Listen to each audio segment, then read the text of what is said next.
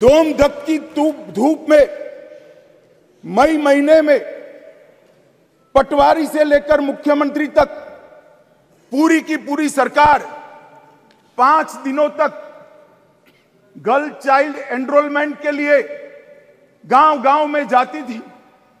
कोई कस्बा ऐसा नहीं होता था जहां पर सरकार के पदाधिकारी नहीं जाते थे। पंच, सरपंच, जिला पंचायत के सदस्य, तहसील पंचायत के सदस्य, विधायक, सांसद, मुख्यमंत्री, मंत्री सभी लोग जाते थे और बच्चियों को पढ़ाने के लिए, उनके एनरोलमेंट के लिए और ड्रॉप आउट रेशियो के कम करने के लिए, उनको फिर से पुनः दाखला दिलाने के लिए गांवों में निवास करते थे। माननीय अध्यक्ष जी, बेटी बचाओ बेटी पढ़ाओ, इसका परिणाम क्या था?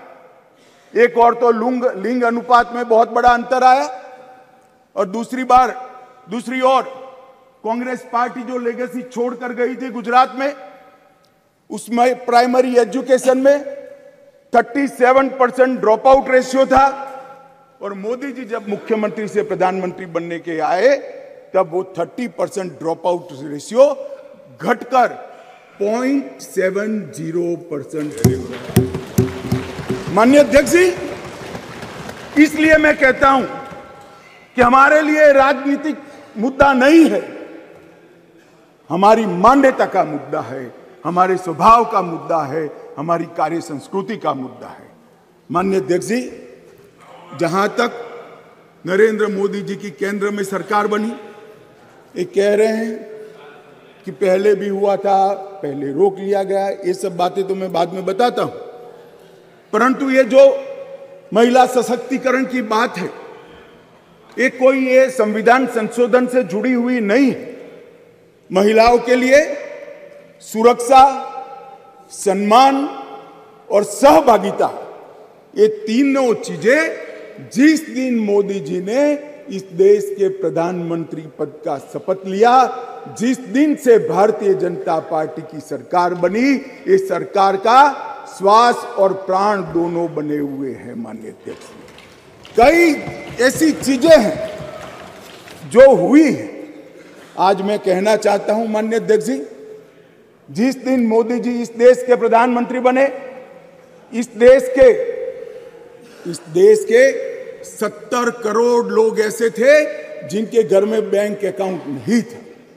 मोदी जी ने जन धन योजना चालू करी, बैंक अकाउंट खोलने का अभियान चालू किया, 52 करोड़ बैंक अकाउंट खोले गए और 52 करोड़ बैंक अकाउंट में से 70% बैंक अकाउंट माताओं के नाम से खोले गए। माननीय अध्यक्ष जी, माताओं के नाम से आज महिला सशक्तिकरण हुआ है। सारी योजनाओं का जो पैसा जा रहा है, माननीय अध्यक्ष जी, किसने 10 मिनट दिए मुझे? आप वहां बैठकर टाइम दोगे? अरे सुनने की आदत डालो भाई, आप वहां बैठकर मुझे टाइम दोगे? माननीय सदस्य प्लीज, मैं मेरी पार्टी के टाइम में बोल रहा हूं। आप कौन फैसला करने वाले होते हैं? माननीय गृह मंत्री जी। माननीय अध्यक्ष जी, आज कोई भी स्कीम का पैसा जाता है तो वो महिला के बैंक अकाउंट के अंदर जाता है। माननीय अध्यक्ष जी, कांग्रेस ने इस देश में 5 दशक से ज्यादा शासन किया। 11 करोड़ परिवार ऐसे थे जहां शौचालय नहीं था। गरीबी हटाओ के नारे दिए, मगर गरीबों की कोई व्यवस्था नहीं कर पाई थी। और जब एक घर में एक शौचालय नहीं होता है तो मान्यवर, सबसे ज्यादा तकलीफ युवा बेटी, बहन और मां को होती है। मान्यवर, शौचालय न होने की पीड़ा तो वही जान सकते हैं जिनके घर में युवा बेटी हो और शौचालय न हो। 11 करोड़ घर ऐसे थे जिनके घर में शौचालय नहीं था। मोदी जी ने पहले 5 साल के अंदर ही 11 करोड़ 72 लाख। सदन की सहमति हो तो इस विधेयक के प्रस्ताव को पारित होने तक और चर्चा होने तक सदन का समय बढ़ाया जाए। माननीय गृह मंत्री जी। मान्यवर, ये 11 करोड़ 72 लाख शौचालय बने, किसका एम्पावरमेंट हुआ? ये 11 करोड़ 72 लाख शौचालय बनने से माताओं का, बहनों का, बेटियों का सम्मान हुआ, उनका सशक्तिकरण हुआ। 10 करोड़ परिवार धुएं से युक्त थे, कंडे और टहनियां जलाकर आंख का नेत्रमणि खत्म हो जाता था, फेफड़े फाइब्रोसिस से भर जाते थे। 10 करोड़ घरों में एलपीजी का मुफ्त कनेक्शन देकर माताओं का सशक्तिकरण करने का काम किया। 3 करोड़ से ज्यादा माताओं को घर दिया, और वो घर माता के नाम से करने का काम हमारे प्रधानमंत्री नरेंद्र मोदी जी। मान्यवर 12 करोड़ घर ऐसे थे जहां पीने का पानी नहीं था। अब जो समाज के अंदर रहते हैं, जो जमीन को जानते हैं, उनको मालूम है कि घर में पीने का पानी नहीं है तो पीड़ा सबसे ज्यादा किसको होती है, किसको ज्यादा तकलीफ होती है। घर में पीने का पानी नहीं है तो घर की माता को ही तकलीफ होती है। 12 करोड़ परिवारों के घर में नल से जल पहुंचाने का काम नरेंद्र मोदी जी। हर घर के अंदर 80 करोड़ लोगों को हर घर में प्रति व्यक्ति प्रति माह 5 किलो अनाज फ्री ऑफ कॉस्ट देने की शुरुआत की। जब चूल्हा नहीं जलता है ना मान्यवर, बच्चे भूखे रहते हैं, तो सबसे बड़ा चूल्हा तो नहीं जलता है मगर माँ का दिल जलता है। मान्यवर, माँ का दिल जलता है।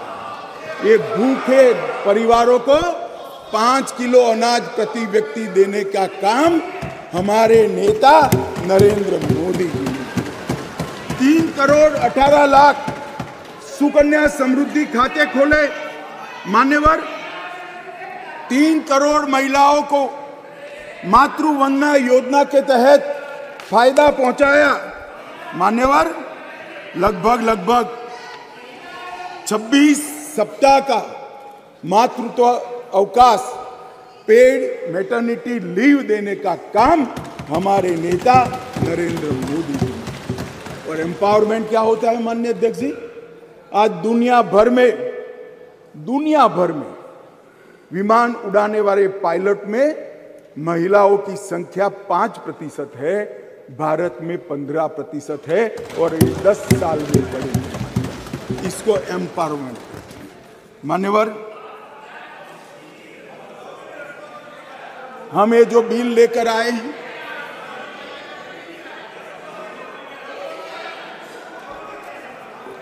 मान्यवर, ये जो बिल लेकर हम आए हैं, कई सारी साथी महिला सांसदों ने कहा कि महिला को रिजर्वेशन देकर नीचा नहीं दिखाना चाहिए, महिला भी उतनी ही सशक्त है जितना पुरुष सशक्त है। मैं आपसे एक कदम आगे जाता हूं, महिला पुरुष से भी ज्यादा सशक्त है, महिला पुरुष से भी ज्यादा है। मगर समाज व्यवस्था ऐसी बनी है जिसके अंदर इस आरक्षण से अब डिसीजन मेकिंग में, पॉलिसी मेकिंग के अंदर महिलाओं की भागीदारी सुनिश्चित कर दी जाएगी। ये सम्मान करने के लिए एक आरक्षण है। मान्यवर, इस देश में जो भी रहता है, जिसकी जड़ें भारत से जुड़ी है, वो कोई भी महिला को कमजोर मानने की गलती नहीं कर सकता। मान्यवर, दुर्गा, सरस्वती और लक्ष्मी 3 स्वरूप है देवियों के। दुर्गा शक्ति का स्वरूप है, सरस्वती विद्या का स्वरूप है, और लक्ष्मी ऐश्वर्य का, वैभव का स्वरूप है। ये तीनों स्वरूपों में हमारे पुरखों ने, हमारी संस्कृति ने मां की ही कल्पना की है, कहीं और किसी की कल्पना नहीं। मान्यवर, मगर प्रॉब्लम क्या है, प्रश्न क्या है? जड़ें भारत से नहीं जुड़ी है। मैं कहना नहीं चाहता जड़ें कहां जुड़ी है, जड़ें अगर भारत से जुड़ी है तो तकलीफ नहीं पड़ती। मान्यवर, मैं आज आपको कहना चाहता हूं, हजारों वर्ष से हमारे सांस्कृतिक प्रवाह और हजारों वर्ष के हमारे देश के इतिहास के अंदर कई सारी ज्ञान की नई नई विधाएं और ज्ञान के नए नए आयाम हुए।